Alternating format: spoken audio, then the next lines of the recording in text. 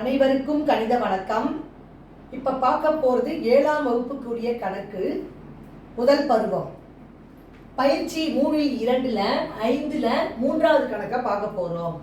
பின்வரும் கோவைகளின் கூடுதல் காண்க அப்படின்னு சொல்லி கொடுத்துருக்காங்க. கொடுக்கப்பட்ட கோவைகளை ஃபர்ஸ்ட் நம்ம என்ன பண்ண போறோம்? ஃபர்ஸ்ட் நான் எழுதிக்கிறேன். இதனுடைய கூடுதலை கண்டுபிடிக்க போறோம். இப்ப பாருங்க, கொடுக்கப்பட்ட கணக்கு என்ன? mn plus T 2mn minus 2t, minus 3t plus 3mn. இது கொடுக்கப்பட்ட கணக்கு. முதல் ஸ்டெப்பை என்ன செய்ய போறோம்? எல்லாத்தையும் சேர்த்து கூட்டல் குறியீடை போட்டு எழுதிக்க போறோம். mn plus t, அடுத்து என்ன இருக்கு? plus 2mn minus 2t minus 3t plus 3mn. என்ன கொடுத்துருவாங்க? அந்த குறியீடை போட்டுட்டோம். இப்ப அடுத்த ஸ்டெப் என்ன செய்யறோம்?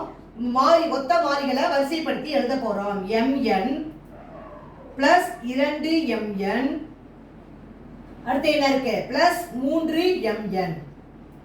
ஃபர்ஸ்ட் ஒத்த மாறிகளை வரிசைப்படுத்தி எழுதிக்கிறோம். அடுத்து tங்கிற மாறி இருக்கு பாத்தீங்களா? அதை எழுதிக்கிறோம்.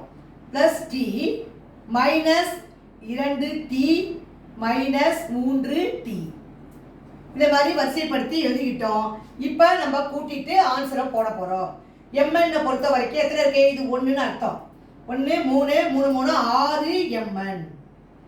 இதை கூட்டினா 6 mn வந்துருச்சு. அடுத்து பாருங்க, t பார்ப்போம். t பொறுத்த வரைக்கும் இங்க +1 -2 -3 இருக்குது. அப்ப ஒரே குறியீடை ஃபர்ஸ்ட் என்ன செஞ்சோம்? கூட்டிக்கிறோம். -2 -3 கூட்டினா -5. அப்புறம் இதுல +1t இருக்குங்க. அப்ப 5ல 1 கழிச்சா 4, அதாவது -4t. அதான் வந்து ஆன்சர். therefore கிடைச்ச ஆன்சர் என்னது? 6mn -4t. இதான் இந்த கணக்குடைய கூடுதல். புரிஞ்சுங்களா?